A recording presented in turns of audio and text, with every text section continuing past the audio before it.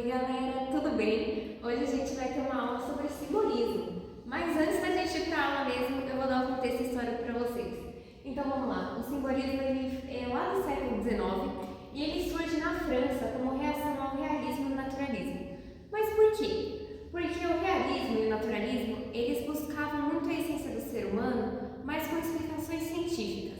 Então, por exemplo, o realismo ele queria ciência, ele buscava isso. O naturalismo é no corpo, na natureza, mas essas respostas de forma estudada e não por dentro do ser humano, pela alma. E é isso que o simbolismo busca, a alma do ser humano e as respostas dentro de si mesmo.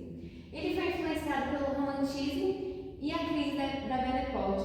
Então esse do romântico, esse buscar dentro de si algo que sempre esteve lá, botar para fora, se expressar. Também Revolução Industrial, Cientificismo e Positivismo, que foi um pouco que eu falei sobre o realismo e o naturalismo.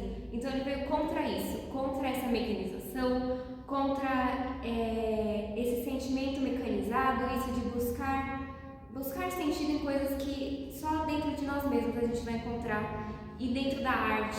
Então é um movimento que ele fala que a arte explica muitas coisas também, que muitas coisas não podem ser explicadas por meio da ciência. E por fim, busca pela espiritualidade, subjetividade e mistério.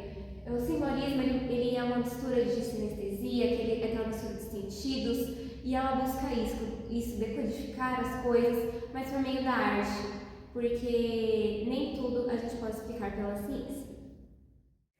Então, agora eu vou dar exemplos da literatura simbolista. Então, o primeiro autor que eu escolhi brasileiro para representar esse simbolismo é o Cruz e Souza, com o poema Siderações. Primeiro eu vou falar para vocês o porquê ele é uma boa representação de poema simbolista. Porque ele valoriza o mistério e a subjetividade, e como a gente pode ver nesse título, Siderações, ele remete ao espaço sideral, né? Então, a temática espiritual e cósmica, a musicalidade e principalmente a sinestesia. Lá no começo, quando eu estava apresentando o simbolismo para vocês, eu falei da sinestesia, que era muito presente. Então, esse poema vem para comprovar que a sinestesia era muito presente e fazia parte de basicamente todo o movimento. A linguagem sugestiva e vaga, então uma linguagem que causa interpretação e sentimentos nos leitores. Então, para comprovar essa sinestesia, eu vou ler a terceira estrofe com vocês. Dos etéreos turbulos de neve, claro incenso aromal, límpido e leve, ondas nevoentas, divisões levanta. Então, o que é a sinestesia, né? Vou retomar aqui com vocês. É quando a gente faz o uso de sensações. Então, quando a gente fala que claro incenso aromal, ele vai despertar uma sensação no leitor. Então, esse autor, ao longo do poema, ele vai como se tivesse se transportado para esse cenário e vai sentir. Então, a sinestesia faz uso das sensações e dos sentidos. E outro exemplo é a poesia do Afonso Guimarães. Então, eu trouxe o Ismália para representar.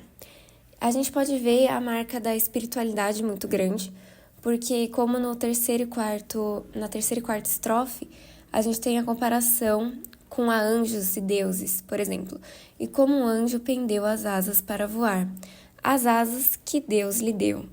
Então, a gente tem essa marca da espiritualidade, o misticismo muito forte. A gente vê essa subjetividade também muito grande, porque ele se trata de uma pessoa que vive em devaneio, então, entre o real e o irreal. A gente vê também as marcas A gente também vê a marca da musicalidade. As reticências dão essa ideia de continuidade. A gente também vê o uso de simbolismo, ou seja, o uso de símbolos. Então, a lua, o céu, o mar, as asas do anjo. Então, a gente vê que esse poema é realmente cheio de simbolismo, musicalidade e misticismo. Então, dada essa apresentação, a gente pode concluir que o movimento simbolista foi um movimento que buscou resgatar a subjetividade, a espiritualidade e o mistério, rompendo com esses padrões acadêmicos, com esses padrões que visavam só o ser humano no sentido de ciência, o ser humano no sentido de só podemos explicar as coisas por meio do racional. Então, a gente tem essa volta da espiritualidade e do mistério, que as coisas também podem ser explicadas por meios subjetivos, por meios sensoriais.